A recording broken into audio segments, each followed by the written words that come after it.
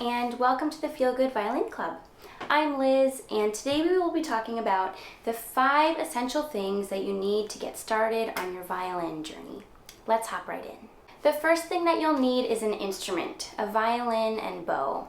And I would suggest that instead of going to some major online retailer like Amazon and spending only 50 or 60 bucks, that instead of doing something like that, to go either to a local violin shop. I would say that most, even small cities, have something like this, or to go online to a violin shop like Shar Music or Johnson Strings. If you buy a really inexpensive instrument, you're just gonna run into a lot of trouble, and you'll find that the inexpensiveness of the price is really reflected in just the usability and especially the sound of your instrument. For example, you'll find that a lot of the little pieces of hardware just don't work so well. Tuning is already a struggle when you're a beginner, and this just makes it even more difficult. And if you end up buying a violin that's like blue or pink, you'll really hear that this changes the quality of the sound, because that's really dampening a lot of the beautiful natural vibrations that occur when you have a violin that's really made of nice wood. It doesn't have to cost a fortune. You can still find something that's affordable, but again, I would just really recommend that you go to a place that specializes in stringed instruments. Making a nice sound is already one of the most challenging things if you're a beginner, so you want to start with something that will work for you, not against you. When you purchase your violin and bow, there are a few accessories that you'll want to sure that you have as well, like a case for just protecting your instrument, whether you're inside or outside. It also helps control the humidity and the overall environment that your violin and bow hang out in. You'll also want to make sure you get rosin for your bow and a cleaning cloth. The second essential is finding the equipment you need for a comfortable setup. And when I talk about setup, I'm talking specifically about the physical connection between you and your violin. So this comes down to 2 parts: your shoulder rest and the chin rest. Usually violins come already with a particular chin rest. If you find that it's not comfortable, there's all sorts of other options. I've used some kind of hard shoulder rest throughout most of my playing life. I just have these rubber bands on here because it just keeps it a little more sturdy, and sometimes hard shoulder rests have a tendency to fall off. So the rubber bands just really help keep them in place, but you don't necessarily need them. There are all sorts of different kinds of hard shoulder rests, but you can also look at something just like a sponge. You may find lots of sorts of little things that look like this or like these. So there's all sorts of things you can find.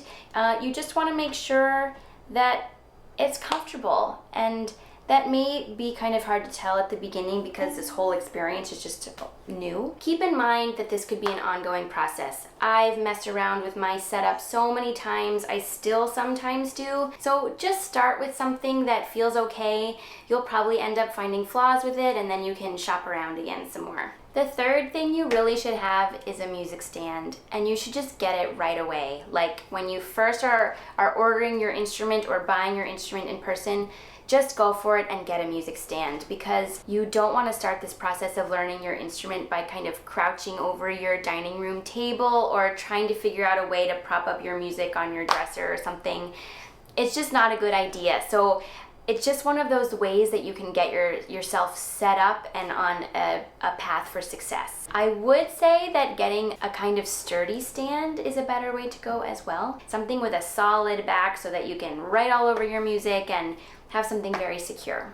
The fourth essential is a designated place to practice. And I like this one a lot because I think this is a chance for you to make a little music corner that is exactly how you want it to be. You can personalize it. And the reason this is so important is because you want to make it as easy as possible for yourself to just go over to the violin, pick it up, and start playing. So your practice space would include your music stand, your music, maybe some pencils lying around, and of course your instrument. And ideally, it would be in a space where you could close a door behind you. This just gives you some separation from whatever distractions there may be in your household, and also it gives you some privacy so that you really feel free to experiment. The final essential, and this is maybe my favorite, is some kind of journal or notebook where you can write down your thoughts, your goals, anything that inspires you and maybe helps keep you structured along your journey. This is a notebook I've been using since 2013. I've used it for all sorts of things. Originally, I used it as a way to just take notes for the lessons I was having at the time. In the beginning, I have a log of when I changed my strings and when I got my bow rehaired. But along the way, it turned into a space for just kind of any thoughts or inspiration or ideas that were motivating or meaningful to me. And I love that I have it now because I can so easily go back if I'm feeling uninspired or unmotivated and find stuff in here that still really is valuable and still really relevant even if it's years later. So just as an example, here's something that I wrote down in September 2014. My goal of that week was to think about being a generous musician. I wrote, "Can you give more with your sound?" And I still really love that. Let's see if I can find another. Here's a good one. Play for the universe. Not for the 3 feet surrounding you. Send the sound out. Don't let your practice room sound in terms of character, volume, and intention. Don't let your practice room sound be any different from your Carnegie Hall sound. Oh, that is still so valuable. So yeah, I really highly recommend using some sort of notebook, and even if it's not some, personal sort of diary for you, it really serves a practical purpose of helping give structure to your practice and helping you keep track of your goals and whatever it is that you're trying to achieve. It's important to have a place to write stuff down. So there you have it, the 5 essentials for getting started on your violin path. From here, so many things are up to you, and I encourage you to make your practice really whatever it is that you want for yourself. So best of luck, and I look forward to seeing you again next time. Bye.